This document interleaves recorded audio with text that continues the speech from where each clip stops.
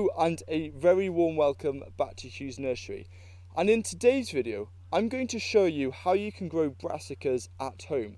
And brassicas are a fantastic vegetable variety that every single vegetable garden I believe should strive to grow, because especially in cooler climates, brassicas mean that you can have fresh, healthy vegetables during the hungry gap, which is a very important thing, especially if you're trying to strive towards being self-sufficient. And in this video, I'm going to show you the whole process, from preparing the seed beds all the way to showing the plants growing healthily in their final positions. So I hope you enjoy.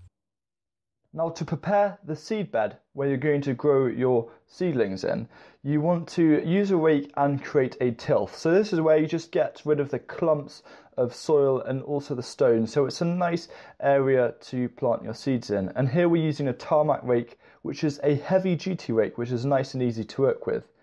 Then using the end of it, gently tap down on the seed bed. This just makes everything look very pretty and also compacts the soil a bit so they don't get affected as much by wind. Now turn your rake over to the other side or use another device and create a row.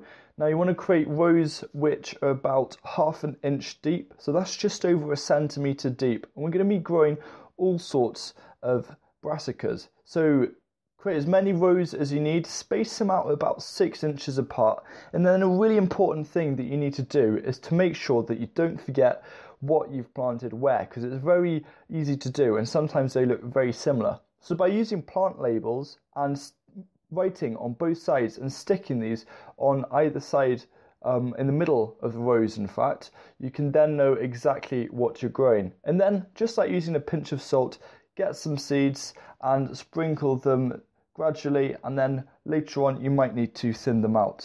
Brassicas like a neutral pH, but if you don't have a soil testing kit, just as long as you have soil with a lot of organic matter, you should be set. And the best time to sow outside is between April to May, and with the hopes of planting out between May and June. So once you've planted the seeds in the drills, you can either use your fingers to bring the soil in gently, or you can do something much easier using the back of a hoe and just gently popping it over like that. Oh, and my dad just hit a plant label, but luckily that wasn't too bad. And then after that, you want to get a rake. And then you're going to do exactly like you did right at the start of preparing the seed bed. You just want to firm it down. This is just to try and stop any wind from blowing away seeds should they be on the surface. And again, it makes it look nice and smart. So we're almost ready to go, but the final thing to do is to make sure you give them a good soaking of water. Now this is really important, especially in a dry area, because obviously they need to germinate, and without water that's not really going to happen. So give them a great soaking. They're going to love this, and very soon they'll begin to grow. And at any time, if it does dry out, then just give them another water.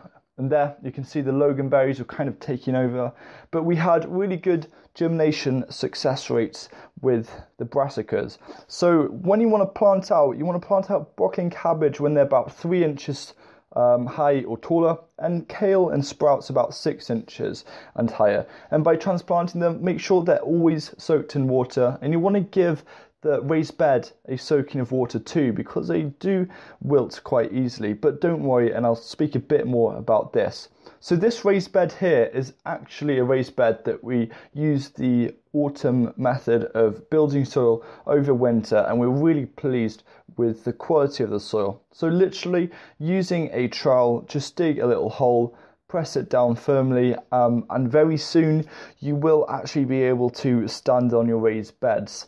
And this is your only time that you can really get to have a go at dancing, and try and make sure that no neighbours are watching you, just to avoid any looks of confusion. But the idea of standing down against the seedlings is just to compact the soil, because they grow quite high, so you need to make sure that they aren't going to fall over. Now beware, most likely they will wilt.